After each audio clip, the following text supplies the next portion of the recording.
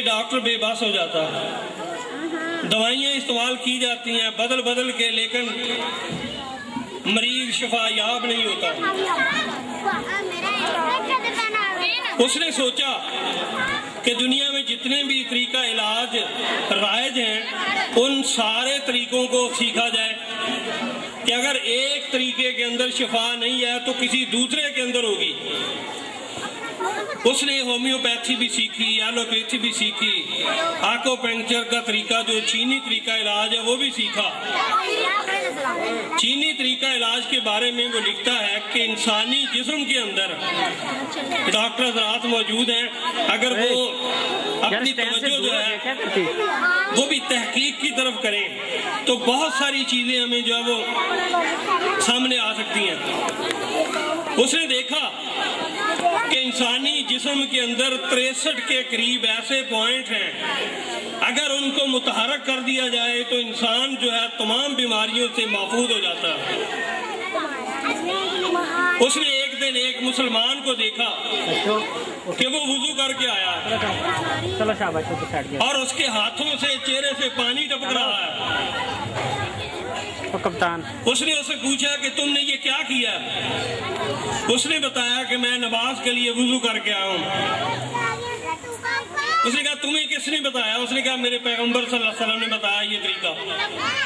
کہنے لگا میں ان سے ملنا چاہتا ہوں۔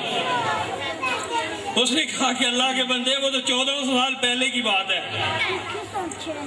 کہنے لگا اس سے میرا اسلام کے ساتھ تعارف حاصل ہوا اور میں نے یہ تحقیق کی کہ 63 پوائنٹ میں سے 61 پوائنٹ وہ ہیں جو وضو کرتے ہوئے متحرک ہو جاتے ہیں انسانی جسم کے اندر۔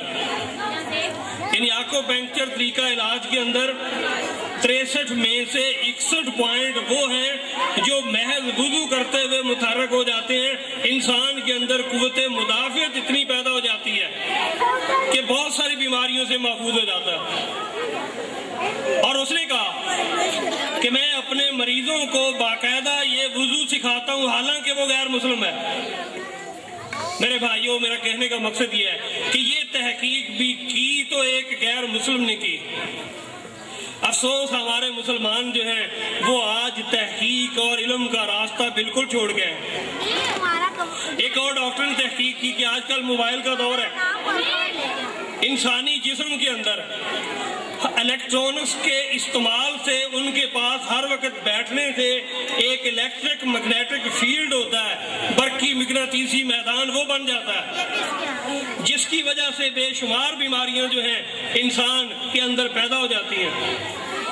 ڈاکٹروں نے تحقیق کے بعد یہ دیکھا کہ اگر کوئی شخص شام کے وقت یا صبح کے وقت 10-15 منٹ کے لیے اپنا سر زمین پہ رکھے تو یہ سارے کے ساری ویوز اور جتنی بھی بیماریاں الیکٹرک میگنیٹک فیلڈ کی وجہ سے زمین کے اندر چلی جاتی ہیں اور وہ زیرو ہو جاتا ہے الیکٹرک میگنیٹک فیلڈ جو ہے۔ اور اسلام کے اندر اسی لیے 5 نمازیں فرض کی گئی ہیں جن کے اندر ہم سجدہ کرتے ہیں۔ اللہ اکبر، یہ کتنی باتیں قیمتی ہیں، ہم اپنے دین کی طرف توجہ نہیں کرتے، نمازیں ہم نہیں پڑھتے، روزے ہم نہیں رکھتے، بس خالی گلی کلمہ ہمارا دعویٰ ہے، ہم یہ سمجھتے بس یہ جو کچھ ہم کر رہے ہیں یہی ہے۔ بلکہ یہاں تک کہ ہمارا دین جو نصف ایمان طہارت اور پاکیزگی، اور یہ طہارت اور پاکیزگی جو ہے اگر انسان صرف اس کا اہتمام کر لے تو بے شمار بیماریوں سے بچ جاتا ہے۔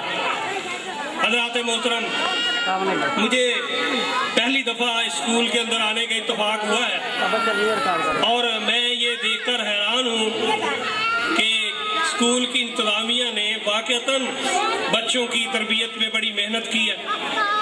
میری دعا ہے کہ اللہ کریم انہیں اپنے اس مشن کے اندر کامیابی اور کامرانی سے نوازے۔